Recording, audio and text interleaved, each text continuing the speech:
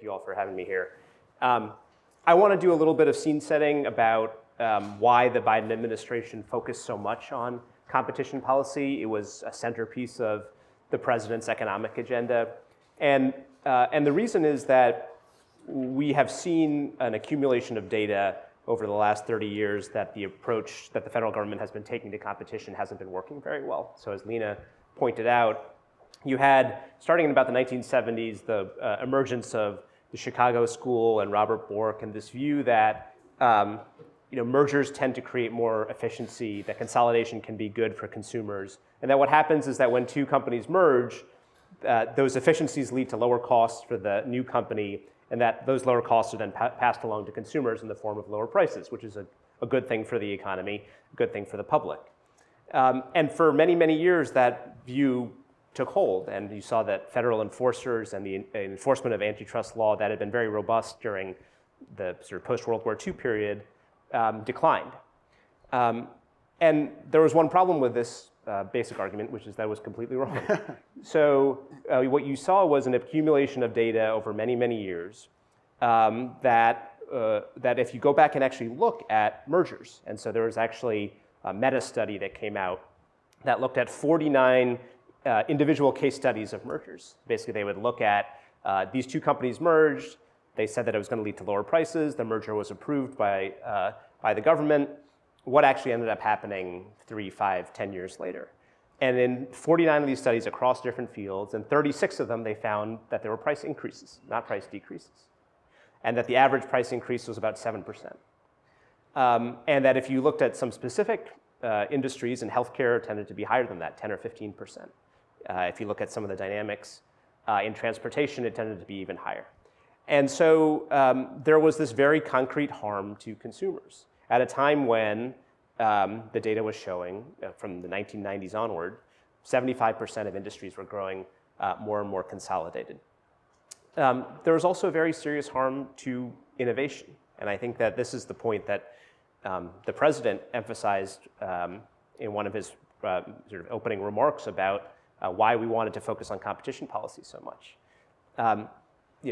American capitalism is based on the foundation of fair and open competition. And what we had seen is that as industries grew more concentrated, the companies that were leading firms in those industries became less dynamic and less innovative.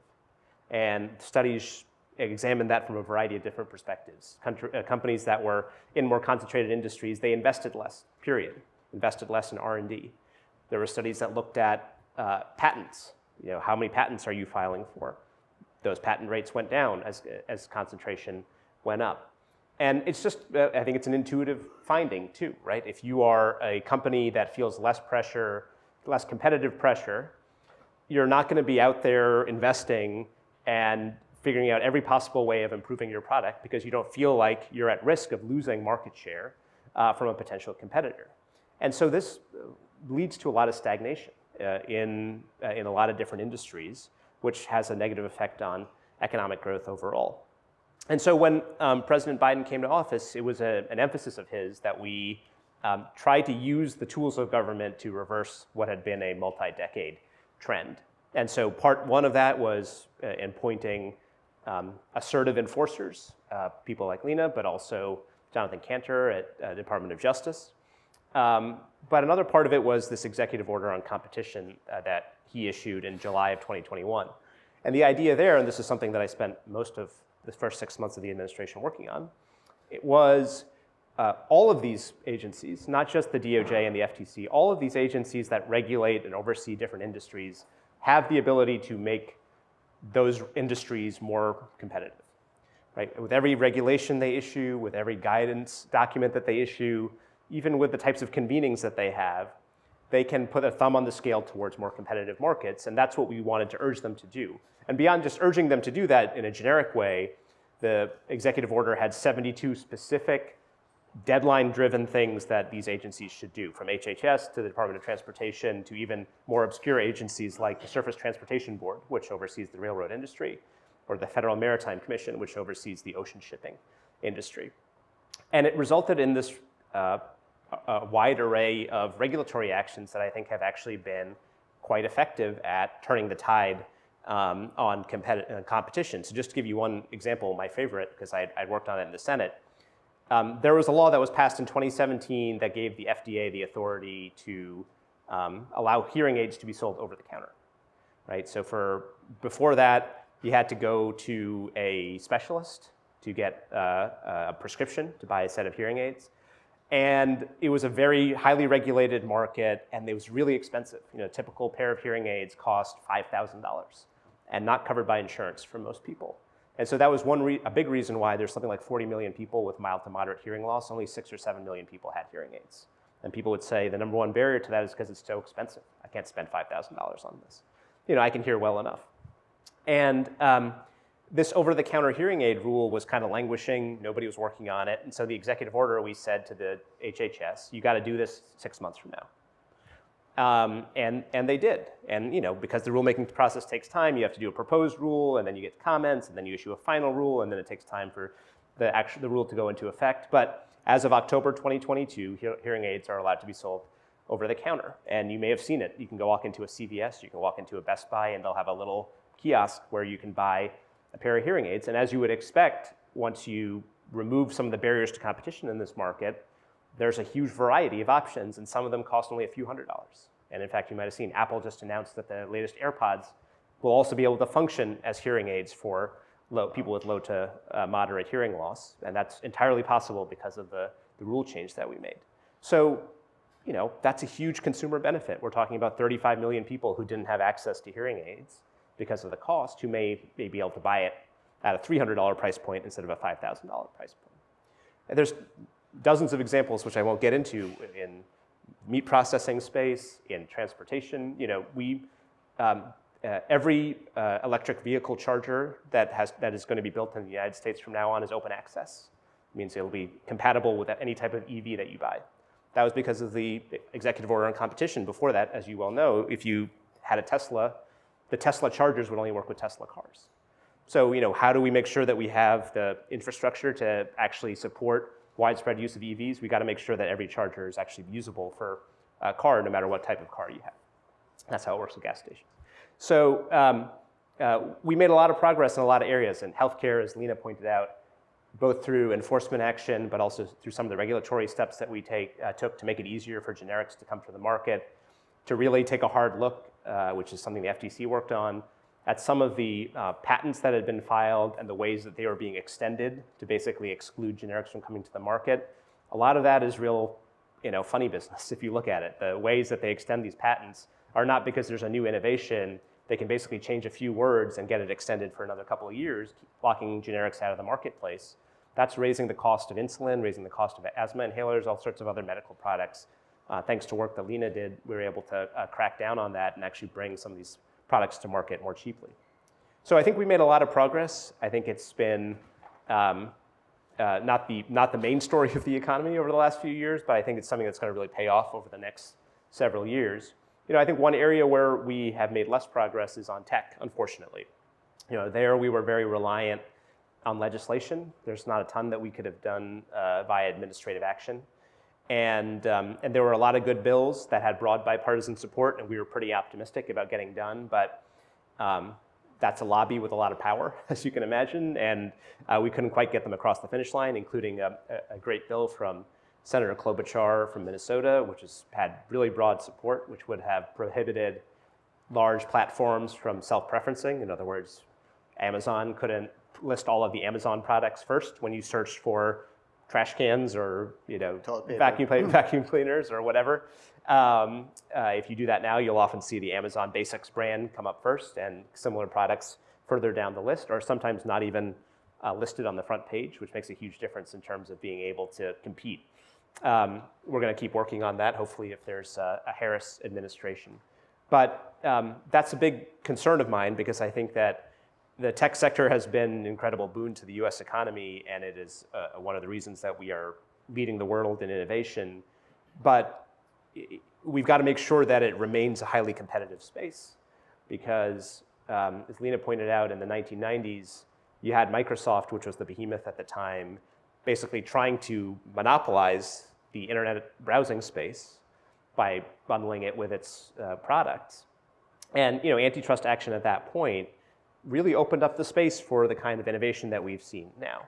And if you tell me that 20 years from now, Amazon and Google and Microsoft will continue to be the world leaders because they survived a very robust competitive marketplace, that's great. That's an answer that I'm perfectly happy with.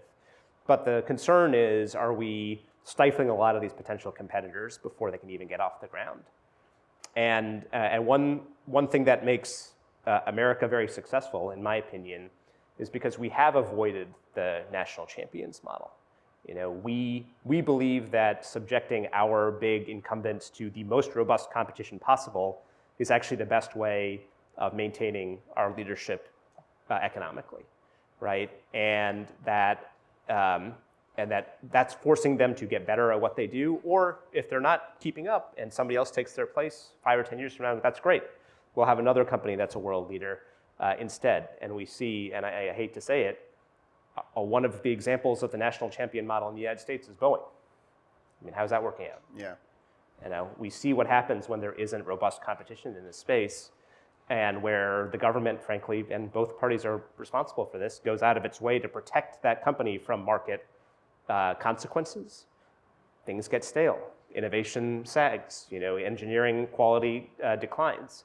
That's not the kind of model that we want to replicate across the economy. And so, as Lena says, when it comes to something like AI, where I agree it's very important that the United States lead the world in innovation and deployment of AI, how are we going to achieve that? Is it by protecting the companies that are currently in the lead, or are we going to make sure that those companies are subject to the most robust competition possible so that some new innovative company may actually be able to take their place and become the world leader? So I think there's a lot of heavy questions that we have to deal with over the next several years on competition, particularly in the tech sector. But I think I always think of it as a battleship, right? The battleship was steaming in one direction for 30 years with antitrust and competition policy, and you don't just jam the battleship in reverse and have it speed the other way. You got to kind of turn the thing around, and we're starting to turn the thing around.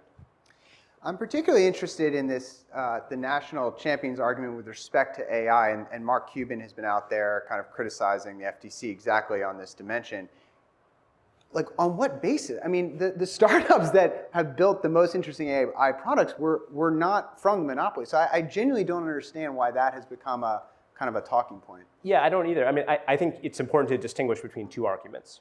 I think there's one argument that is, it's really important for economic reasons and for, frankly, geopolitical reasons for the United States to be the world leader in development and deployment of AI. No question. And I think that most people agree with that. I mean, there's some people who disagree, but I think a lot of people agree with that point.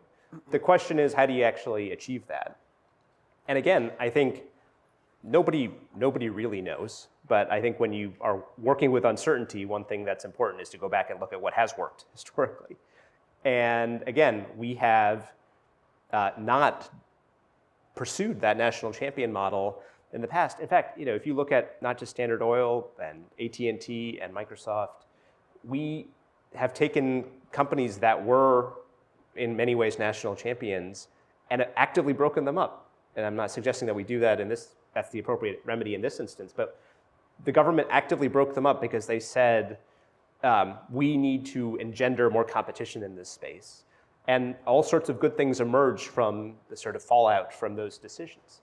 Again, I just think the idea that we should carefully protect and cultivate the existing leaders in this space because it's critically important that we win the race for AI is just, I think it's historically not been successful. Yeah.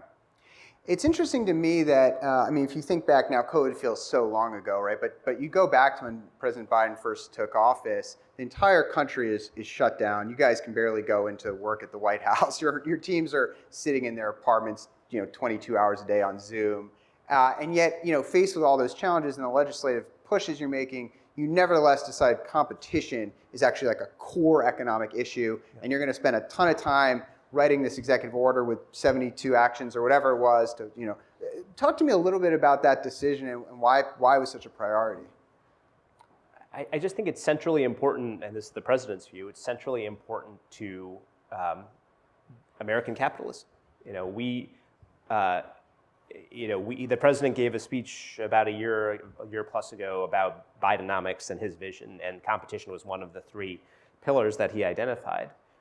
And I think that it's because the benefits from more competition are so dispersed, right? And what I mean by that is there's obviously the benefit in terms of lower prices. And people are aware of the fact that if you have multiple competitors in a market, that tends to put downward pressure on prices, that increases consumer welfare. And one of the stats that I don't like, but that is, I think is notable, is when I worked a lot on broadband policy. About 40% of Americans live in an area where there's only a single broadband provider, and another 30% live in an area where there's two. And the price differences between the markets where there's one provider and then two providers and then three or more providers are enormous. They're like step changes. Yeah, and again, that's what you would expect. If there's only one broadband provider in your area, you're gonna have to pay whatever they want.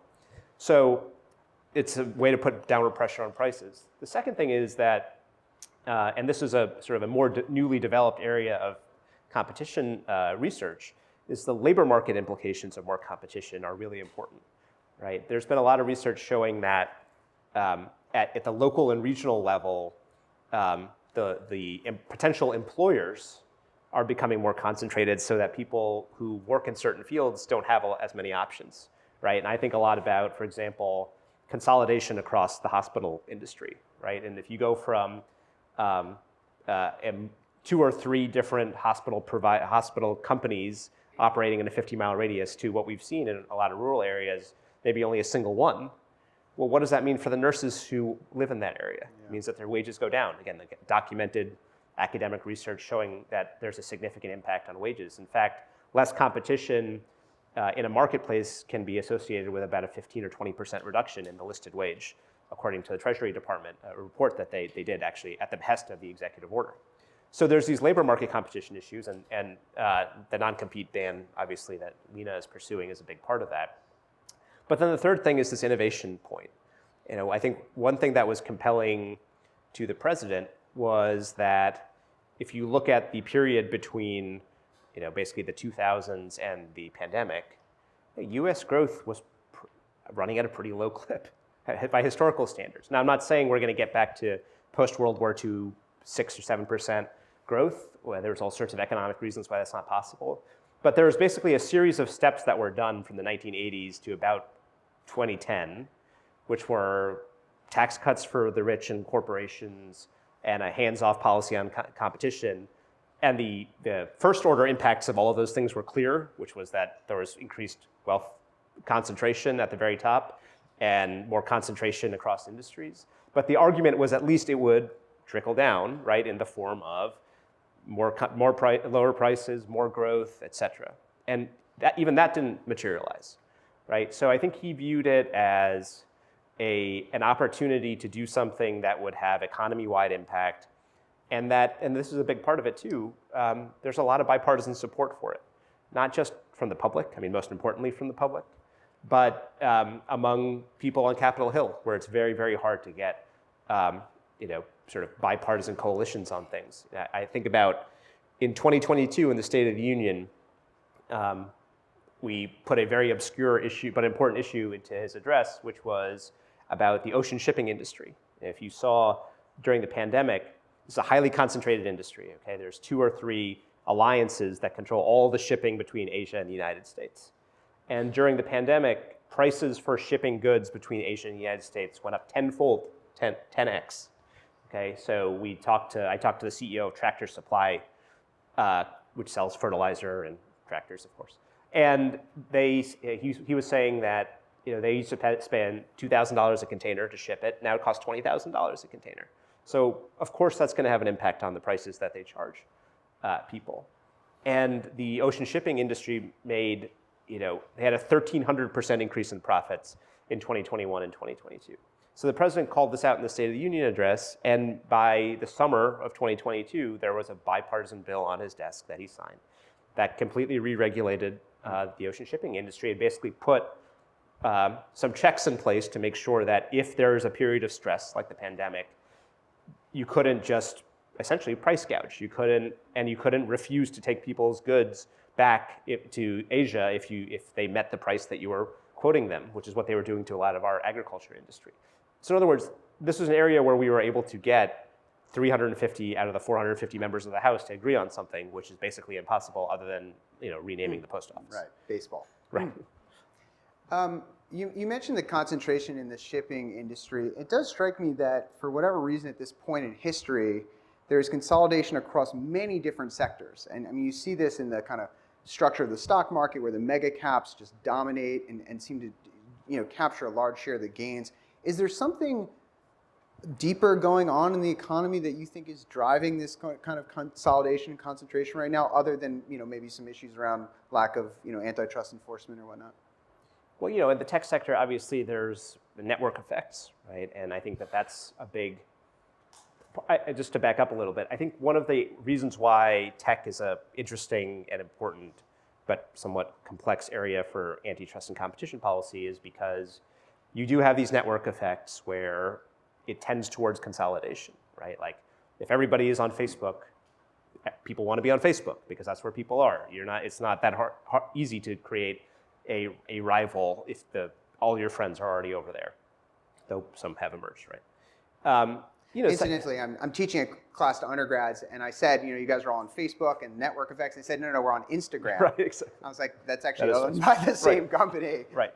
But the other thing is that these are free, for the most part, and they generate revenue in ways other than charging a price, right? And so it makes it harder to think through how to regulate and what you're trying to solve for in situations like that. People always say, when you want to go after big tech, what's the issue that you're trying to solve, right? Like it's free.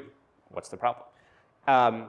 So I think there's some element of that. I think some of it is, like I said, the sort of laissez-faire attitude of federal enforcers over the last 20 or 30 years. But I think maybe there's something to the fact that in the internet era where people have access to more information about different choices, it tends to create somewhat of a herding mentality. And again, if that's the case, then that's all the more reason that we should have robust competition and antitrust enforcement.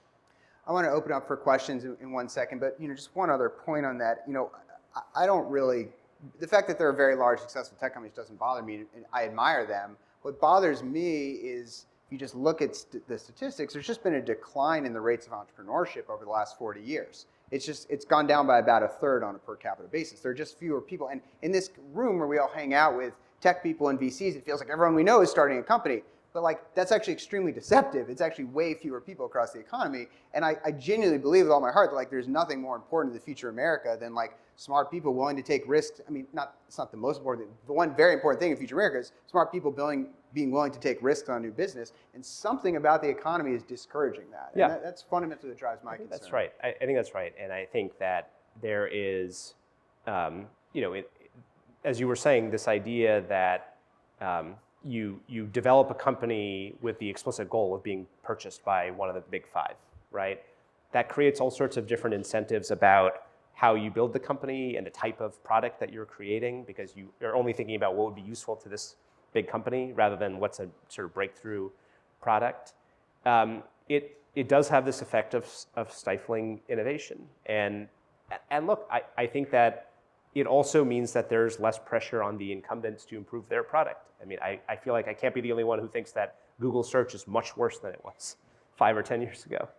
And I have to think that part of that is because there's less competition in that space to not have 5 ads before you actually get to the link that is useful to you, right? And so anyway, I just, there are a lot of, I mean, Lena gets the brunt of them by far. There's a lot of unfair attacks about, these people are Luddites, these people hate business, they hate everything that is big is bad. Look, I would argue that we are the ultimate capitalists. We are defending the original successful version of American capitalism, which was based on fair and open competition and entrepreneurship and innovation. And like I always say, when people say that they are pro-business, what that's often code for is we're pro-big business. Right. We're pro-incumbent. We're pro-incumbent, yeah. And there's a lot of people out there who style themselves as pro-business who are really pro the existing leader.